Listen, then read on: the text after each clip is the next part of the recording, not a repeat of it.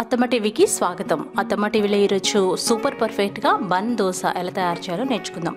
ఇది కన్నడ వాళ్ళ రెసిపీ. చాలా అంటే చాలా రుచిగా ఉంటుంది. విత్ అల్లం చట్నీ కూడా ఈ వీడియోలోనే చూపిస్తాను. అలాగే ఇదే పిండితో స్వీట్ దోశ కూడా చేసుకోవచ్చు అనమాట. స్వీట్ బన్ దోశ ఇది పిల్లలకి చాలా బాగా నచ్చుతుంది. అది కూడా ఈ వీడియోలోనే చూద్దాం. మరి దీనికి కావాల్సిన పదార్థాలు ఏంటో చూద్దామా. ఒక గిన్నెలో 2 కప్పుల సోనా మసూరి బియ్యం తీసుకోవాలి. బాస్మతి బియ్యం తప్ప మీకు అందుబాటులో ఉన్న ఏ బియ్యం అయినా తీసుకోవచ్చు. 1 టీ స్పూన్ మెంతులు వేయాలి. మెంతులు వేసిన తర్వాత నీళ్లు పోసి శుభ్రంగా కడుక్కోవాలి. శుభ్రంగా కడిగి ఒక 5 గంటల పాటు నానబెట్టుకోవాలి. పిండి రుబ్బుకోవడానికి అరగంట ముందు ఒక గిన్నెలో 1 కప్పు అటుకులు పోసుకోవాలి. ఈ అటుకుల్లోకి 3/4 కప్పు పెరుగు వేసుకోవాలి, లేదా మజ్జిగ కూడా వేసుకోవచ్చు. మజ్జిగ అయితే 2-3 కప్పులు వేసుకోవచ్చు. ఇక్కడ నేను ఇంట్లో తయారు చేసిన గడ్డ పెరుగు వేస్తున్నాను. దాదాపు 3/4 కప్పు వేసి అందులో తగినంత నీళ్లు పోసి బాగా కలిపి ఒక 15 నిమిషాలు నానబెట్టుకుంటే సరిపోతుంది.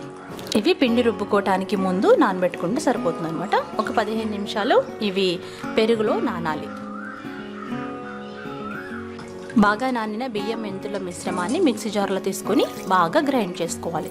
తగినన్ని నీళ్లు పోసుకొని గ్రైండ్ చేసుకోవాలి. మరీ ఎక్కువ పోసుకోకూడదు. ఇలా మెత్తగా పిండి రుబ్బుకోవాలి. చూసారు కదా, చక్కగా గ్రైండ్ అవుతుంది. దీన్ని గ్రైండర్లో కూడా చేసుకోవచ్చు. ఆ తర్వాత నానిన అటుకుల్ని పెరుగు మిశ్రమంతో సహా ఇందులో పోసుకోవాలి. ఇప్పుడు అటుకులతో పాటుగా బాగా గ్రైండ్ చేసుకోవాలి. మనం పెరుగుని కాస్త పుల్లగా వేసాము, అందుకని మరింత రుచిగా ఉంటుంది.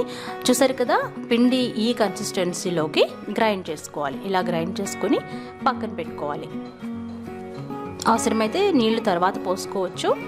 చక్కగా నేను తీసుకున్న పిండినంతా ఈ విధంగా చక్కగా గ్రైండ్ చేసుకొని దీన్ని ఒక రాత్రంతా నానబెట్టేశాను, ఉప్పు వేయకుండా. ఎందుకంటే ఈ పిండితోనే మనం స్వీట్ దోశలు కూడా చేస్తున్నాము. అందుకని ఉప్పు వేయకుండా దీన్ని రాత్రంతా మూత పెట్టి నానబెట్టుకోవాలి. దాదాపు 6-7 గంటలు నానబెట్టుకోవాలి.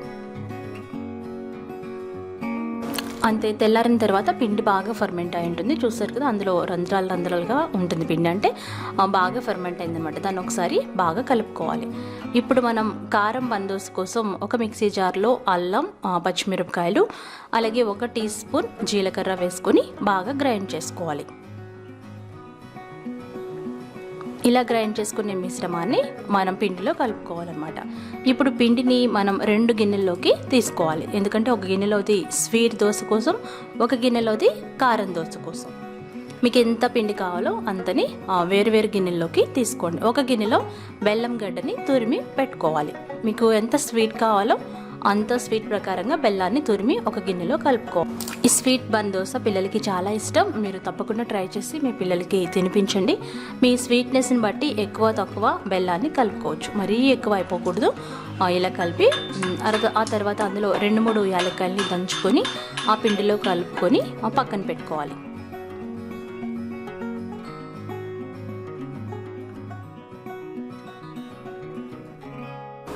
చూస్తారు కదా, ఆ తర్వాత అదే పిండిలో ఒక చిటికెడు వంట సోడా కలుపుకొని పక్కన పెట్టండి. అంటే వంట సోడా కలిపిన వెంటనే వేసేసుకోవాలి. కాబట్టి జస్ట్ అట్టు పోసుకోవటానికి ముందు మాత్రమే వంట సోడా వేసుకోవాలి. ఆ తర్వాత మిగిలిన ఇంకొక గిన్నెలో మనం గ్రైండ్ చేసి పెట్టుకున్న పచ్చిమిరపకాయల ముద్ద వేసుకోవాలి. ఈ పచ్చిమిరపకాయల ముద్ద వేసి బాగా కలపాలి. అంటే మనం స్పైసీనెస్ కోసం వేస్తున్నాం అనమాట. ఈ పచ్చిమిరపకాయలు కూడా మీ కారాన్ని బట్టి ఎక్కువ తక్కువ వేసుకోవచ్చు. ఈ విధంగా పిండి ముద్దని బాగా కలిపి పక్కన పెట్టుకోవాలి. ఈ పిండిలో మనం ఉప్పు వేయలేదు కదా.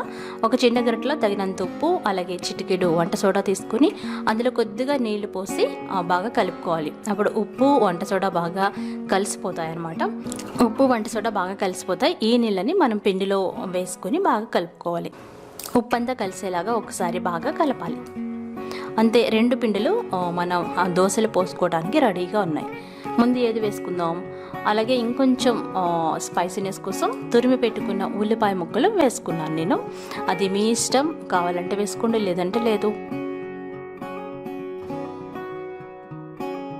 ఇప్పుడు పొయ్యి మీద పెనం పెట్టి బాగా కాల్చాలి. ఇలా నీళ్లు చల్లితే అవి ఈ విధంగా ఈ మూవీ క్లిప్లో చూపించినట్లుగా ఆవిరైపోవాలన్నమాట. అప్పుడు పెనం బాగా కాలినట్టు. అప్పుడు దాని మీద మీరు దోశని పోసుకోవాలి. ఒక పెద్ద గుంట గరిటెడు తీసుకొని అందులో 1.5 గుంట గరిటెడు పోసి ఎక్కువ స్ప్రెడ్ చేయకూడదు, కొద్దిగా మాత్రమే స్ప్రెడ్ చేయాలి. ఈ బన్ దోశలు లావుగానే వేసుకోవాలి, అంటే మరీ పల్చగా వేయకూడదు.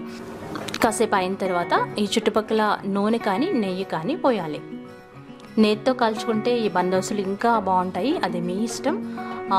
చూసారు కదా, ఎప్పుడైతే సైడ్స్ బాగా కాలింది అనిపిస్తుందో అప్పుడు మనం రెండో వైపుకి తిప్పుకోవాలి. ఇక్కడైతే నేను రెండో వైపుకి తిప్పట్లేదు. యాక్చువల్లీ రెండో వైపు తిప్పాల్సిన అవసరం లేదు, ఎందుకంటే మనం మూత పెట్టాం కాబట్టి చక్కగా కాలిపోతుంది. చూసారు కదా ఎంత మంచి కలర్ వచ్చింది. దీన్ని రెండో వైపు కాల్చకుండానే చక్కగా ఫోల్డ్ చేసి సర్వింగ్ ప్లేట్లోకి తీసుకోండి. ఇది కారం దోశ. ఇది అల్లం చట్నీతో సర్వ్ చేయాలి. ఇదే విధంగా స్వీట్ దోశ కూడా పోసుకోవాలి. స్వీట్ దోశ తొందరగా కలర్ మారిపోతుంది, ఎందుకంటే ఇందులో బెల్లం ఉంది కాబట్టి. ఇది కాస్త డార్క్ కలర్లోకి వస్తుంది అనమాట. ఇదే విధంగా తీసుకొని పక్కన పెట్టుకోండి. ఇప్పుడు అల్లం పచ్చడి తయారు చేసుకుందాం. ఒక చిన్న కడాయి పొయ్యి మీద పెట్టి వేడి చేసి అందులో 2-3 టేబుల్ స్పూన్ల నూనె పోసి వేడి చేయాలి. నూనె కాస్త వేడైన తర్వాత 2 టేబుల్ స్పూన్ల పచ్చిశనగపప్పు వేసుకొని వేయించుకోవాలి. ఇవన్నీ లో ఫ్లేమ్లోనే వేయించుకోవాలి. ఆ తర్వాత 1 టేబుల్ స్పూన్ మినపప్పు, 1 టీ స్పూన్ ఆవాలు వేసుకొని వేయించుకోవాలి. గుర్తుంది కదా, లో ఫ్లేమ్లో మాత్రమే వేయించుకోవాలి. ఆ తర్వాత 5-6 ఎండుమిరపకాయలు, 2 అంగుళాల అల్లం ముక్క వేయాలి. ఎండుమిరపకాయలు బాగా వేగిన తర్వాత అల్లం ముక్క వేసుకోవాలి. ఎండుమిరపకాయలు చక్కగా క్రిస్పీగా వేగాలన్నమాట, అలా అని మాడిపోకూడదు. చూసారు కదా ఎంత బాగా క్రిస్పీగా వేగినాయో, ఇలా వేగాలి. వేగిన తర్వాత స్టవ్ ఆఫ్ చేసుకొని అందులో అల్లం ముక్క వేసుకోవాలి. చూసారు కదా, ఈ మిశ్రమం చల్లారాలి. చల్లారిన తర్వాత అందులో తగినంత బెల్లం ముక్క వేసుకొని ఈ మొత్తం మిశ్రమాన్ని మిక్సీ జార్లో తీసుకొని అందులో 1 టీ స్పూన్ ఉప్పు వేసుకోవాలి. అంతే, కొద్దిగా నీళ్లు పోసి గ్రైండ్ చేసుకోవాలి. కొంచెం గ్రైండ్ చేసిన తర్వాత కొద్దిగా చింతపండు వేసి మరొకసారి గ్రైండ్ చేస్తే అల్లం చట్నీ రెడీ అయిపోతుంది. ఈ కారం దోశలు వేడివేడిగా అల్లం చట్నీతో సర్వ్ చేసుకోండి. స్వీట్ దోశలు డైరెక్ట్గా పిల్లలకి ఇచ్చేసేయండి, లంచ్ బాక్స్లో కూడా పెట్టచ్చు. అంతే, ఎంతో రుచికరమైన ఈ కన్నడ స్పెషల్ రెసిపీస్ మీరు ట్రై చేసి ఫీడ్బ్యాక్ పంపించండి. మరికొన్ని వంటల కోసం అత్తమ్మ టీవీని చూడగలరు. ధన్యవాదములు.